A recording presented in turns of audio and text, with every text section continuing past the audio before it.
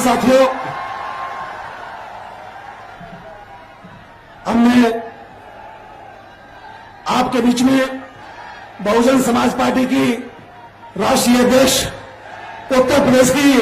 4 बार लोकप्रिय मुख्यमंत्री रही माननीय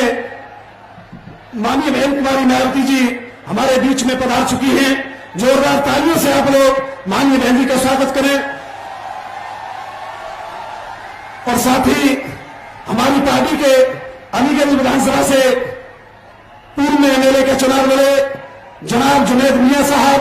आए और माननीय बहन जी का सोने के मुकुट के साथ स्वागत करें। जुनैद मियां साहब, तीनों प्रत्याशी हमारे साथ में खड़े हो जाए। कन्या से श्री इमरान बिन जफर साहब, फरकवा से श्री क्रांति पांडे जी, इटावा से श्रीमती सारका सिंह बघेल जी माननीय बहन जी का स्वागत कर रहे हैं। अब मैं बिना विलंब किए हुए आपके बीच में सर्व समाज के मान सम्मान स्वाभिमान की प्रतीक बहुजन समाज पार्टी की राष्ट्रीय अध्यक्ष, उत्तर प्रदेश की 4 बार लोकप्रिय मुख्यमंत्री रही, हम सबकी लोकप्रिय नेता माननीय बहन कुमारी मायावती जी से अनुरोध करता हूं कि वो आकर के हम लोगों को संबोधित करें। माननीय बहन जी। बीएसपी की इस चुनावी जनसभा में इकट्ठा हुए पार्टी के सभी छोटे बड़े पदाधिकारी एवं कार्यकर्तागण, आज आप लोग देश में व यहाँ आपके उत्तर प्रदेश स्टेट में भी लोकसभा के लिए हो रहे आम चुनाव में अपनी पार्टी के उम्मीदवारों के समर्थन में मुझे सुनने के लिए यहाँ इकट्ठा हुए हैं, तो उसके लिए मैं आप सभी लोगों का हार्दिक दिल से आभार प्रकट करती हूँ। वैसे आप लोगों को ये विदित है कि हमारी पार्टी कांग्रेस, बीजेपी व अन्य किसी भी विरोधी पार्टी तथा गठबंधन आदि के साथ मिलकर नहीं, बल्कि अकेले ही अपनी पार्टी के बलबूते पर ही पूरी तैयारी व दमदारी के साथ ये चुनाव लड़ रही है। इसके साथ ही हमने टिकट बंटवारे के मामले में भी सर्व समाज के लोगों को उचित भागीदारी दी है, जिनको कामयाब बनाने के लिए अपनी पार्टी के लोग पूरे जी जान से लगे हुए हैं। हालांकि आज यहाँ आपकी इकट्ठा हुई अपार भीड़ व भीड़ के जबरदस्त जोश को भी देखकर अब मुझे ये काफी हद तक पूरा भरोसा हो गया है कि पिछली बार की तरह इस बार भी आप लोग अपने प्रदेश से यहाँ लोकसभा चुनाव में अपनी पार्टी का बेहतर रिजल्ट जरूर लाएंगे। इसके लिए अब मैं आप लोगों का ध्यान कुछ जरूरी बातों की तरफ दिलाना चाहती हूँ और इस संबंध में विशेषकर मैं कांग्रेस, बीजेपी व इनके अन्य सभी सहयोगी दलों के बारे में ये कहना चाहूंगी कि आजादी के बाद शुरू में केंद्र व देश के काफी राज्यों में भी ज्यादातर सत्ता यहाँ कांग्रेस पार्टी के ही हाथों में केंद्रित रही है, किंतु इनकी अधिकांश मामलों में रही गलत नीतियों एवं गलत कार्य प्रणाली आदि की वजह से ही फिर इस पार्टी को केंद्र व काफी राज्यों की भी सत्ता से बाहर होना पड़ा है तथा यही स्थिति इनकी सहयोगी पार्टियों की भी बनी रही है, जिसके कारण ही फिर पिछले कुछ वर्षों से भारतीय जनता पार्टी व इनके सहयोगी दल केंद्र एवं काफी राज्यों की भी सत्ता में काबिज हो गए हैं, लेकिन इनकी भी ज्यादातर रही जातिवादी, पूंजीवादी, संकीर्ण, सांप्रदायिक व द्वेषपूर्ण नीतियों एवं कार्य प्रणाली आदि से तथा इनकी कथनी व करनी में भी काफी अंतर होने की वजह से अब ऐसा लगता है कि इस बार ये पार्टी भी, यानी कि भारतीय जनता पार्टी भी केंद्र की सत्ता में आसानी से वापस आने वाली नहीं है, बशर्ते यदि ये चुनाव इस बार फ्री एंड फेयर होता है तथा आम चर्चा के मुताबिक वोटिंग मशीनों में भी कोई गड़बड़ी आदि नहीं की जाती है। और वैसे भी इस बार चुनाव में इनकी कोई भी पुरानी व नई चल रही नाटकबाजी, जुमलेबाजी व गारंटी आदि काम में आने वाली नहीं है, क्योंकि अब देश की जनता काफी हद तक इस बात को समझ चुकी है कि इनकी पार्टी ने अब तक देश के विशेषकर गरीबों, कमजोर तबकों, मध्यम वर्गीय एवं अन्य मेहनतकश लोगों को जो इन्हें अच्छे दिन दिखाने के असंख्य प्रलोभन भरे वायदे किए हैं तथा अनेकों हवाई व कागजी गारंटी आदि भी दी है, तो उनका जमीनी हकीकत में अभी तक इन्होंने लगभग 1/4 हिस्सा भी कार्य पूरा नहीं किया है, बल्कि इसके स्थान पर इनका ज्यादातर समय व ताकत भी या इनके अपने चहेते रहे बड़े बड़े पूंजीपतियों एवं धन्ना सेठों को ही ज्यादा से ज्यादा माला माल व धनवान आदि बनाने में तथा उन्हें हर स्तर पर छूट देने व बचाने में ही लगी रही है, जिनके अधिकांश आर्थिक सहयोग से ही ये पार्टी व अन्य पार्टियां भी अपना संगठन चलाती हैं तथा चुनाव आदि भी लड़ाती हैं, जिसका काफी कुछ खुलासा बॉन्ड की आई रिपोर्ट से भी हो जाता है। आप लोगों को ये मालूम है कि अभी कुछ दिन पहले माननीय सुप्रीम कोर्ट में ये मामला आया था बॉन्ड का, तो जिसमें ये बॉन्ड की जो रिपोर्ट खोली गई, जब रिपोर्ट सामने आई, प्रकाशित हुई, तो उसमें ये उस रिपोर्ट से ये मालूम होता है कि कांग्रेस पार्टी, बीजेपी, अन्य सभी पार्टियों ने इस देश के बड़े बड़े पूंजीपतियों और धन्ना सेठों से चुनाव में, खासकर चुनाव में बॉन्ड के जरिए करोड़ों अरबों रुपया लिया है। लेकिन उस रिपोर्ट में आपने कहीं पर भी बहुजन समाज पार्टी का नाम आप लोगों ने नहीं देखा होगा, लिखा नहीं होगा रिपोर्ट के अंदर। बहुजन समाज पार्टी ने एक भी रुपया किसी भी बड़े पूंजीपति या धन्ना सेठ आदि से नहीं लिया है। और आप लोगों को ये मालूम है कि हमारी पार्टी जब से बनी है तब से लेके अब तक हमारी पार्टी तो देश के किसी भी छोटे या बड़े पूंजीपति या धन्ना सेठ से पार्टी के संगठन को चलाने व चुनाव आदि लड़ाने के लिए कोई पैसा नहीं लेती है, बल्कि हमारी पार्टी अपने कार्यकर्ताओं से ही, तो उनके आर्थिक मदद से ही थोड़ा थोड़ा धन इकट्ठा करके तो पार्टी के संगठन को चलाती है, अपने केंद्र कार्यालय को चलाती है, दफ्तरों को चलाती है। और जब चुनाव होता है तो चुनाव में भी हमारी पार्टी अपने कार्यकर्ताओं की आर्थिक मदद के साथ साथ अपने उम्मीदवारों से भी यही अपील करती है कि जब आप अपने चुनाव में इतना पैसा लगा रहे हैं तो थोड़ा पैसा तो मेरे चुनावी दौरे पर भी आप लोगों को मदद के तौर पर देना चाहिए। तो इसलिए कहने का तात्पर्य ये है कि हमारी पार्टी अपने कार्यकर्ताओं से विभिन्न रूपों में मेंबरशिप के जरिए, जन्मदिन के मौके पर तो जन्मदिन के जरिए तो थोड़ा थोड़ा धन इकट्ठा करके अपनी मूवमेंट को चलाती है, चुनाव आदि भी लड़ाती है। लेकिन दूसरी पार्टियों की तरह बड़े बड़े पूंजीपतियों और धन्ना सेठों से बॉन्ड आदि के जरिए पैसा नहीं लेती है, जो अब ये मामला माननीय सुप्रीम कोर्ट में चल रहा है, जिसमें बहुजन समाज पार्टी का नाम आप लोगों को कहीं भी सुनने के लिए नहीं मिलेगा। इसके साथ ही अब ऐसा लगता है कि कांग्रेस पार्टी की तरह ही बीजेपी ने भी केंद्र की तमाम सरकारी जांच एजेंसियों का ज्यादातर राजनीतिकरण ही कर दिया है। इसके अलावा देश के किसान वर्ग भी वर्तमान बीजेपी की सरकार में शुरू से ही अपनी विभिन्न समस्याओं को लेकर काफी ज्यादा दुखी व परेशान रहे हैं और अभी भी हैं। जबकि यूपी में 4 बार हमारी पार्टी की रही सरकार ने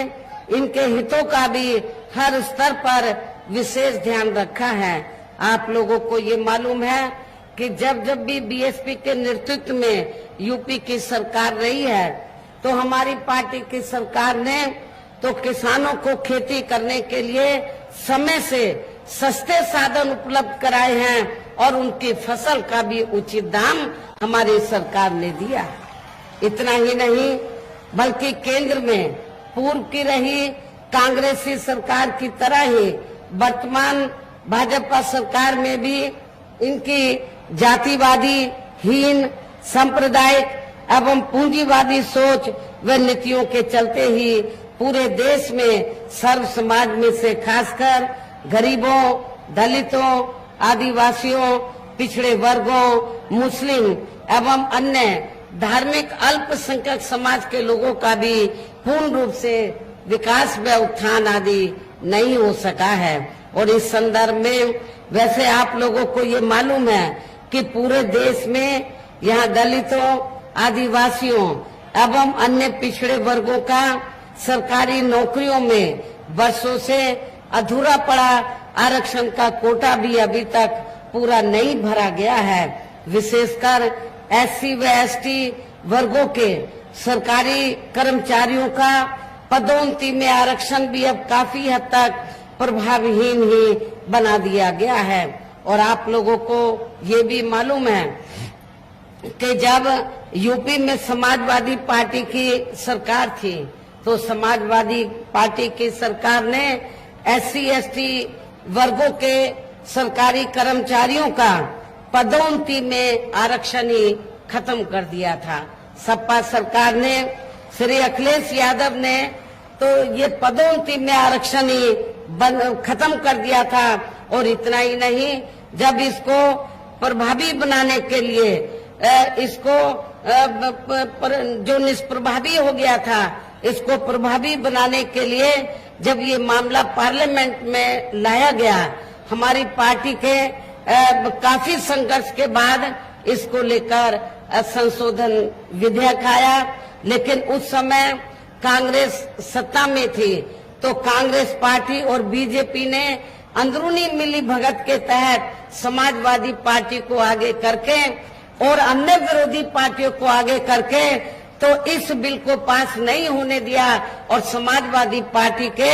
सांसदों ने तो, एमपीज ने तो इस विधेयक को ही संसद के अंदर फाड़ दिया था। जो आज दलितों का वोट लेने की बात करते हैं, क्या उनको आपको दलितों का वोट देना चाहिए?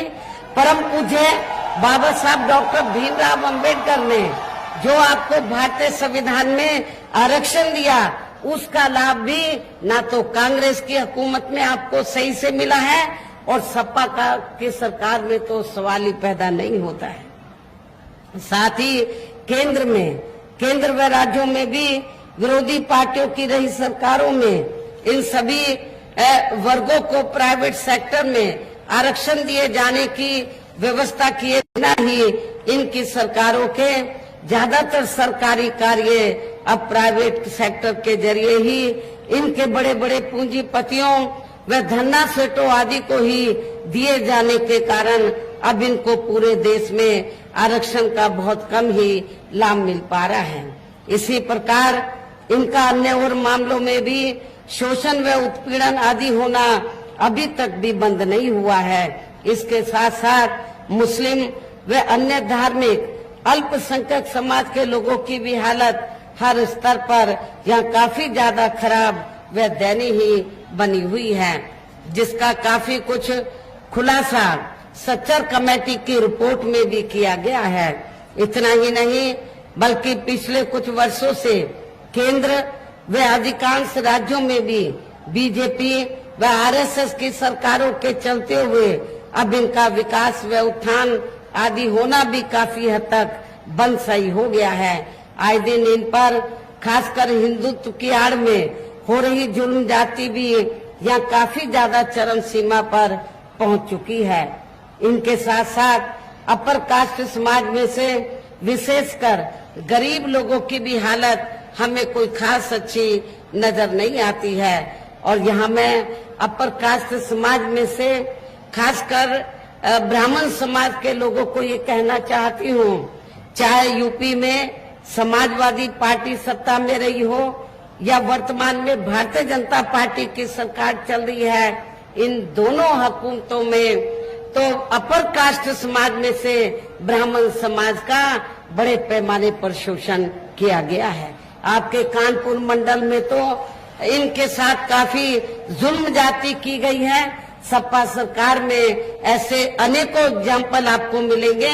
जो आपके कन्नौज जिले के अंदर जो ब्राह्मण समाज के लोग थे उनके साथ बड़े पैमाने पर जुल्म जाति हुई है। अभी भी जुल्म जाति होनी बंद नहीं हुई है। इनकी गलत कृषि नीतियों के कारण किसान वर्ग भी आए दिन आंदोलित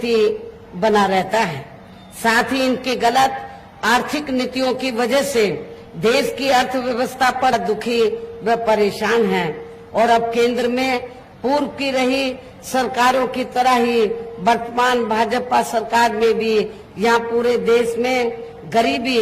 बेरोजगारी एवं महंगाई आदि भी लगातार काफी ज्यादा बढ़ रही है। देश में हर स्तर पर फैला भ्रष्टाचार भी अभी तक खत्म नहीं हुआ है। साथ ही अपने देश की सीमाएं भी अभी तक पूरे तौर से सुरक्षित नहीं है। ये भी यहाँ बड़े चिंता की बात है। ऐसे में अब आप लोगों को देश में हो रहे लोकसभा चुनाव में कांग्रेस, बीजेपी व इनकी सहयोगी पार्टियों को भी केंद्र की सत्ता में आने से जरूर रोकना है। जिनकी गलत नीतियों व गलत कार्य प्रणाली आदि को आप लोग काफी हद तक आजमा भी चुके हैं। ऐसी स्थिति में अब ये विरोधी पार्टियां इस चुनाव में भी किस्म किस्म के साम, दाम, दंड भेद आदि अनेकों हथकंडे इस्तेमाल करके केंद्र की सत्ता में आने की भी पूरी कोशिश में लगे हैं, जिनसे अपनी पार्टी के लोगों को हर स्तर पर काफी ज्यादा सावधान रहना है। और इस मामले में विरोधी पार्टियां अपने अपने पक्ष में हवा बनाने के लिए खासकर मीडिया, ओपिनियन पोल व सर्वे आदि का जो बड़े पैमाने पर इस्तेमाल कर रही है, तो उससे भी अपनी पार्टी के लोगों को बिल्कुल भी गुमराह नहीं होना है। इसके साथ ही विरोधी पार्टियों के विभिन्न रूपों में जारी किए गए इनके हवाई व प्रलोभन भरे चुनावी घोषणा पत्रों एवं वायदों आदि के बहकावे में भी अपनी पार्टी के लोगों को कतई भी नहीं आना है, जिन्हें ये पार्टियां चुनाव खत्म होने के बाद ज्यादातर अमल में नहीं लाती हैं और अब जिन पर से देश की जनता का अधिकांश विश्वास ही उठ गया है। यही खास वजह है कि हमारी पार्टी किसी भी चुनाव में अपनी पार्टी का कोई भी चुनावी घोषणा पत्र आदि जारी नहीं करती है। वैसे भी हमारी पार्टी किसी भी मामले में कहने में बहुत कम बल्कि कार्य करके दिखाने में ही ज्यादा विश्वास रखती है। और इस बात का सबसे बड़ा सबूत यह है कि उत्तर प्रदेश में 4 बार हमारी पार्टी के नेतृत्व में रही सरकार ने चुनाव में अपनी पार्टी के बिना कोई जारी किए गए चुनावी घोषणा पत्र के ही प्रदेश व आम जनहित में काफी ऐतिहासिक कार्य करके दिखाए हैं, जिनकी अब देश में अधिकांश पार्टियों की सरकारें काफी नकल भी कर रही हैं। जबकि इस मामले में हमारी पार्टी का ये कहना है कि यदि इन पार्टियों के स्थान पर केंद्र में हमें अपनी पार्टी की सरकार बनाने का मौका मिलता है, तो तब फिर हमारी पार्टी की बनी सरकार केंद्र में यहाँ अब तक की रही सभी विरोधी पार्टियों की सरकारों की तरह केवल हवाई व कागजी कार्य आदि नहीं करेगी, बल्कि उत्तर प्रदेश की तरह ही जमीनी हकीकत में ठोस कार्य करके दिखाएगी। और इस संदर्भ में खासकर मैं ये कहना चाहूंगी कि केंद्र द्वारा देश में पिछले कुछ समय से अति गरीब परिवारों को अस्थायी तौर पर फ्री में जो थोड़ी सी खाद्य सामग्री दी जा रही है, राशन आदि दिया जा रहा है, तो उससे इनका स्थायी तौर पर भला होने वाला नहीं है। इनसे जो गरीब लोग हैं, इनका परमानेंट स्थायी तौर पर इनका भला होने वाला नहीं है। और इतना ही नहीं, इसके एवज में, इसके बदले में ये जो इनको फ्री में राशन दिया जाता है, जो कुछ समय से दिया जा रहा है, तो इसके एवज में तो जब चुनाव होता है, चाहे यूपी में असेंबली का चुनाव हुआ हो और अब पार्लियामेंट का, तो पूरे देश के अंदर भारतीय जनता पार्टी व आरएसएस के लोग तो गांव-गांव में जाकर ये प्रचार करते हैं। जो गरीब लोग हैं उनके बीच में जाते हैं और उनको ये कहते हैं कि देखो, भारतीय जनता पार्टी की सरकार ने और श्री नरेंद्र मोदी जी ने आपको फ्री में राशन दिया है। आपने बीजेपी और श्री नरेंद्र मोदी का नमक खाया है, इसको आपको जरूर अदा करना चाहिए। इसके एवज में आपको बीजेपी को वोट देना चाहिए। लेकिन आप लोगों को बीजेपी और आरएसएस के इस किस्म के बहकावे में नहीं आना है, क्योंकि आप लोगों को भारतीय जनता पार्टी की सरकार जो फ्री में जो थोड़ा राशन देती है, तो भारतीय जनता पार्टी या श्री नरेंद्र मोदी जी अपने जेब से नहीं देते हैं, बल्कि देश की जनता जो टैक्स देती है, देश की जनता जो टैक्स देती है, और टैक्स से जो पैसा सरकार के पास जाता है, उस टैक्स के पैसे के जरिए आपको ये फ्री में राशन दिया जाता है। ये मेहरबानी बीजेपी अब आरएसएस की नहीं है। और वैसे भी इनकी ये जटिल समस्या, जो गरीब लोगों की जो जटिल समस्या है, देश में हर हाथ को काम देने से केवल दूर हो सकती है, जिसकी तरफ हमारी पार्टी की बनी सरकार विशेष ध्यान देगी। साथ ही देश में पिछले काफी वर्षों से आए दिन बढ़ रही गरीबी, बेरोजगारी व महंगाई आदि से भी जनता बहुत ज्यादा दुखी व परेशान है, जिसे भी आर्थिक नीतियों में तब्दीली करके जरूर दूर किया जाएगा। खासकर हिंदुत्व की आड़ में पिछले कुछ वर्षों से विशेषकर मुस्लिम समाज के लोगों का द्वेष की भावना से जो इनका काफी ज्यादा शोषण व उत्पीड़न आदि किया जा रहा है, तो इसे भी जरूर रोका जाएगा। और ये सब हमने अपनी यूपी की रही सरकार में करके भी दिखाया है। आप लोगों को मालूम है, मेरी चारों हुकूमतों में उत्तर प्रदेश के अंदर हमारी पार्टी की सरकार ने कोई भी हिंदू मुस्लिम दंगा फिसाद नहीं होने दिया। सबके जान माल व मजहब की पूरी ईमानदारी व निष्ठा से हमने हिफाजत की है। ये भी आप लोगों को मालूम है और इसका आगे भी ध्यान रखा जाएगा। इसके अलावा हमने यूपी में सर्व समाज में से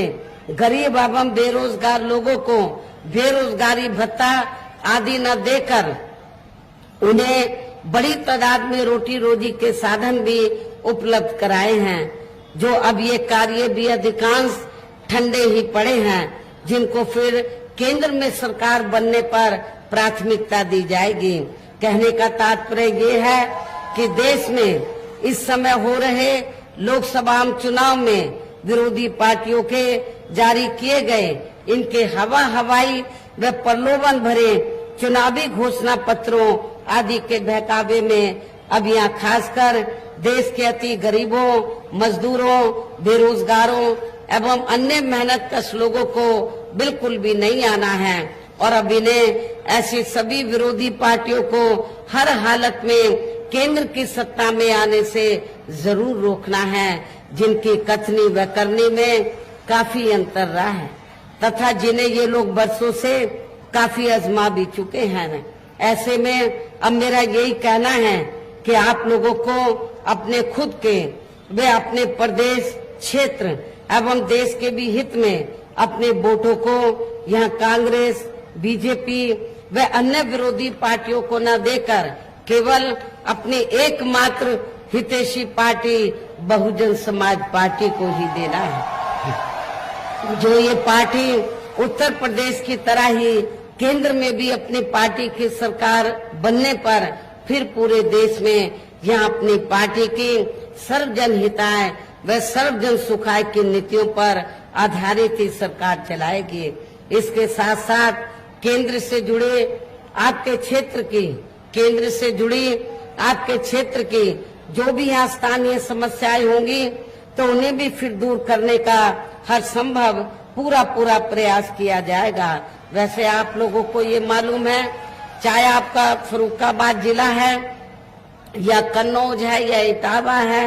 या औरैया जिला है, जब मेरे नेतृत्व में सरकार बनी है तो हमने इन चारों जिलों के विकास व उत्थान का विशेष ध्यान रखा है। काफी हमने डेवलपमेंट के कार्य इधर करके दिखाए हैं। साथ ही यहाँ गरीबों, मजदूरों, बेरोजगारों, कर्मचारियों, किसानों, छोटे व्यापारियों एवं अन्य मेहनतकश लोगों के हितों का भी विशेष ध्यान रखा जाएगा। सर्व समाज में से खासकर दलितों, आदिवासियों, पिछड़े वर्गों, मुस्लिम व अन्य धार्मिक अल्पसंख्यक समाज के लोगों के साथ साथ सर्व समाज में से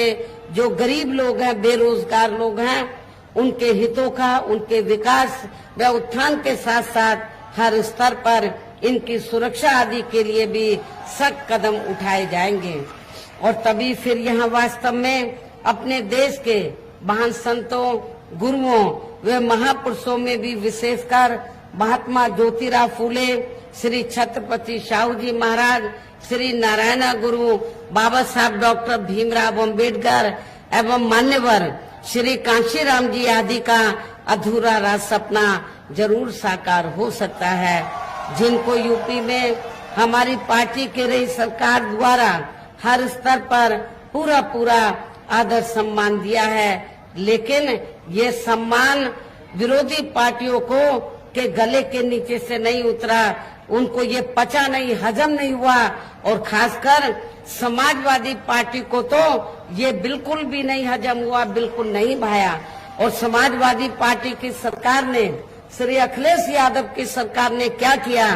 कि जिन संतों, गुरुओं और महापुरुषों के नाम से जो दबे कुचले समाज में संत, गुरु और महापुरुष पैदा हुए, उनके नाम से जो जिले रखे हमने, जो पार्क आदि बनाए या फिर संस्थानों के नाम रखे, तो उनमें से काफी संस्थानों के नाम, जिलों के नाम इन्होंने बदल दिए। ज्यादा आपको बनारस में से हमने भदोई जिला बनाया, भदोई जिले का नाम हमने संत रविदास जी के नाम से रखा, उसको भी अखिलेश यादव की सरकार ने बदल दिया था। इतनी नफरत वो दलित, शोषित व पिछड़े वर्ग में जो संत, गुरु, महापुरुष हुए हैं, तो उनसे वो नफरत करता है। तो उनको किसने हक दिया है, उनको क्या अधिकार है कि दलित शोषितों से कहे कि आप समाजवादी पार्टी को वोट दे दो? ऐसी पार्टी को आपको वोट नहीं देना है, ऐसी पार्टी को आपको माफ नहीं करना है। इन्हीं खास बातों के साथ ही अब मेरा देश व आपके स्टेट के भी हित में यही कहना है कि हमारी पार्टी ने यहाँ जिनको भी लोकसभा के लिए चुनाव के मैदान में उतारा है, जो आपके सामने मंच पर भी मौजूद हैं, तो उनको आप लोगों को जरूर कामयाब बनाना है, जिसके लिए यहाँ पार्टी के सभी स्तर के छोटे बड़े पदाधिकारी एवं कार्यकर्तागण आदि पूरे जी जान से लगे हैं। और अब अंत में मेरा यही कहना है कि आप लोगों को वोट पड़ने वाले दिन यहाँ बीएसपी के अपने लोकसभा उम्मीदवारों को आपके इस क्षेत्र में हमने कन्नौज लोकसभा की सीट से श्री इमरान बिन जफर को हमने चुनाव के मैदान में उतारा है। आप लोगों को मालूम है कि जब हमने इनको चुनाव के मैदान में उतारा, इनका टिकट फाइनल किया और समाजवादी पार्टी को इसकी जानकारी मिली तो सपा का मुखिया क्या कहता है कि ये तो बीजेपी के इशारे पर मुस्लिम समाज को टिकट दिया गया है। आपके कन्नौज लोकसभा की सीट में मुस्लिम आबादी काफी ज्यादा है, सपा तो मुसलमान को कभी टिकट देती नहीं है, उनको तो अपने परिवार से ही फुर्सत नहीं मिलती टिकट देने में, बंटवारा करने में। तो समाजवादी पार्टी के परिवार से यादव लोग खड़े होते हैं जब इनकी आबादी बहुत ज्यादा है यहाँ पर, और यदि जब हम मुस्लिम को टिकट देते हैं, उनका हक देते हैं, वो भी इनके गले के नीचे से नहीं उतरता है। मुस्लिम समाज के लोगों को इस बात को ध्यान में रखकर अपना एक भी वोट सपा को नहीं देना है, बल्कि बहुजन समाज पार्टी के उम्मीदवार श्री इमरान बिन जफर को देना है। और इनके साथ साथ दलित वर्ग के लोग, अति पिछड़े वर्ग के लोगों का वोट तो इनको मिलेगा ही, मुस्लिम समाज का वोट यदि बटे नहीं पूरा इनको मिल जाए तो फिर आप क्या होगा, इधर रिजल्ट कुछ और ही होगा। इटावा लोकसभा की सीट है रिजर्व, बिल्कुल लगी हुई है आपके कन्नौज से, तो यहाँ से हमने महिला को श्रीमती सारिका सिंह बघेल को हमने चुनाव के मैदान में उतारा है। अच्छी बात यह है कि इनको दलित वर्ग के लोग तो जी जान से जिताने में लगे हैं, खासकर जाटव समाज के लोग और दलितों में जो विभिन्न जातियां हैं वो तो जिताने में लगी हैं, लेकिन इस क्षेत्र में बघेल समाज भी पूरे जी जान से इनको अपना वोट दे रहा है, इनको जिताने में लगा हुआ है, तो इनको भी आपको कामयाब बनाना है। फर्रुखाबाद लोकसभा की सीट से हमने श्री कांति पांडे को चुनाव के मैदान में उतारा है। आप लोगों को ये मालूम है कि ये बरसों से कांग्रेस की सेवा करते रहे, कांग्रेस इनकी सेवा तो लेती रही, लेकिन कभी इनको ना पार्लियामेंट में टिकट दिया, ना असेंबली में टिकट दिया। कांग्रेस के इस रवैये को देखकर, उनकी कथनी और करनी में अंतर को देखकर फिर इन्होंने ये फैसला लिया कि हमें कांग्रेस के चक्कर में ना पड़कर बीएसपी में जाना चाहिए, जहां हमें अपना पूरा अधिकार मिलेगा। इन्होंने बीएसपी ज्वाइन की, ज्वाइन करते ही फर्रुखाबाद में, क्योंकि ब्राह्मण समाज की तादाद काफी ज्यादा है, जैसे इन्होंने अपनी ख्वाहिश रखी कि मुझे कांग्रेस ने मेरी सेवाएं ली, लेकिन कभी मुझे चुनाव लड़ने का मौका नहीं दिया। यदि बीएसपी मुझे मौका दे दे तो हम बड़े आभारी होंगे, ब्राह्मण समाज बड़ा आभारी होगा। हमने इनको मौका दिया है, क्रांति पांडे जी को, और ये पूरे जी जान से फर्रुखाबाद लोकसभा की सीट पे पूरे जी जान से उस सीट को जीतने में लगे हैं। इस प्रकार से हमारी पार्टी ने इन तीनों प्रत्याशियों को काबिल हैं, मिशनरी हैं, संघर्षशील हैं और गरीब और मजलूमों की मदद करने वाले हैं, ऐसे तीनों प्रत्याशियों को आप लोगों को अपनी पार्टी का जो चुनाव चिन्ह हाथी है, हाथी चुनाव चिन्ह के सामने वाले बटन को दबाकर इनको भारी वोटों के अंतर से जरूर जिताना है, इनको पार्लियामेंट के अंदर जिताकर जरूर भेजना है। इस खास अपील के साथ ही अब मैं अपनी बात यही समाप्त करती हूँ। जय भीम, जय भारत।